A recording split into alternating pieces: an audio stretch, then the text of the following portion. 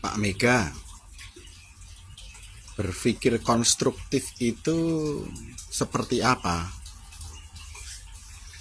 Selamat siang teman-teman. Ketemu lagi dengan Mega Wijaya, salam otak kritis. Ya, kemarin ada yang tanya tentang bagaimana cara berpikir konstruktif. Jadi begini teman-teman semuanya. Sebenarnya cara berpikir konstruktif itu seperti apa? Atau apa itu? Gitu. Jadi cara berpikir konstruktif itu adalah cara berpikir berdasarkan langkah-langkah yang tertata sehingga akan menghasilkan cara berpikir yang lengkap.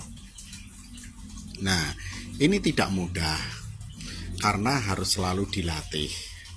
Dan ini juga membutuhkan yang namanya objektivitas, membutuhkan data, membutuhkan informasi. Gitu. Jadi sederhananya itu seperti ini. Cara berpikir konstruktif itu seperti ini. Di dunia ini banyak sekali informasi yang ada dan tergeletak di mana-mana. Ada di angkasa, ya, dengan berbagai informasi internet, di perpustakaan, koran-koran, majalah-majalah, ya. Bahkan informasi dari orang-orang yang berbicara itu banyak sekali gitu. Tetapi bagaimana cara kita bisa berpikir secara baik gitu dan benar ya tentunya. Nah, semua data-data informasi-informasi yang terserak di mana-mana itu, ya, ambil contoh misalkan ada satu kasus A misalnya gitu. Nah, dari kasus A ini kemudian silahkan dikumpulkan berbagai informasi yang berserakan di mana-mana itu yang ada relate atau kaitannya dengan topik A ini. Nah, apa saja ya, dari dasar berpikirnya, prosesnya, inputnya, apa saja itu semua dikumpulkan. Nah, setelah dikumpulkan, ya, kemudian dilakukan clustering atau yang disebut sebagai pengelompokan, dan kemudian dihubung-hubungkan antara satu dengan yang lainnya sehingga menghasilkan cara berpikir yang sinergi atau saling berkaitan. Nah, kalau sudah semuanya itu saling berkaitan, ya, kemudian ditransendensikan. Maksudnya apa ditransendensikan?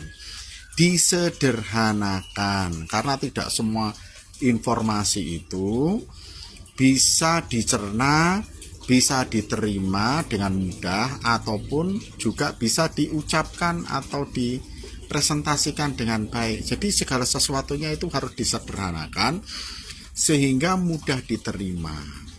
Nah, setelah itu tahap selanjutnya ada dibuat deskripsi. Nah, dideskripsikan dengan sederhana saja, tetap dengan mengandung unsur-unsur adanya data, adanya sampel, lalu kemudian objektivitasnya juga ada, dan juga berdasarkan fakta-fakta yang muncul di lapangan. Sehingga ketika kita berbicara itu bukan berdasarkan dari buah pikiran saja, tetapi buah pikiran yang kita ucapkan itu berdasar dari semua informasi yang sudah kita kumpulkan berdasarkan fakta, berdasarkan korelasi, berdasarkan dari tautan-tautan antara satu pointing dengan pointing yang lainnya, dan ditata secara komprehens. Secara komprehens itu berarti secara lengkap ya, begitu. Sehingga ketika informasi itu disampaikan sederhana, itu bisa menjadi perwakilan dari global mindset atau cara berpikir umum, ya, yang bisa dipertanggungjawabkan. Nah, ketika kita sudah bisa berpikir secara progresif, dalam arti kata terstruktur seperti itu, ya, silahkan dilatih terus menerus. sehingga itu akan menjadi suatu habit atau menjadi suatu kebiasaan yang baik. Nah, ini sangat membantu sekali bagi siapapun yang sedang bersekolah, belajar, atau sedang mencari cara berpikir yang benar itu sebenarnya seperti apakah? Ya. Jadi berpikirlah secara konstruktif, dilatih. Karena cara berpikir konstruktif itu tidak bisa hanya sekali dua kali langsung jadi, tidak bisa. Itu perlu latihan. Perlu ditulis, perlu dicatat, ada proses sampling, pengumpulan data, dihubung-hubungkan antara satu dengan yang lainnya, kemudian dipertajam, kemudian kata dipertajam itu maksudnya apa? Dari semua informasi-informasi yang ada itu semuanya ya dikerucutkan, sehingga itu nanti akan membantu kita ketika menyatakan sesuatu, dan diperkuat. Nah, diperkuat dengan apa? Dengan satu teori-teori, bahkan kita bisa mengambil dari teorinya abstraksi hasil penelitian, atau kata pakar, atau memang informasi nyata yang ada di lapangan. Nah, hal-hal seperti itulah saling mendukung sehingga membentuk suatu abstraksi sederhana, sehingga ketika kita bicara menjadi orang yang dalam arti kata berpendidikan, itu mempunyai cara berpikir yang konstruktif itu ya berdasarkan fakta-fakta, sehingga ketika kita menyampaikan itu tidak mudah untuk digoyang, atau tidak mudah untuk disepelekan, atau tidak mudah untuk dibantah ya, sehingga apapun yang keluar dari mulut kita, apapun yang keluar dari pemikiran kita, itu betul-betul mempunyai bobot makna.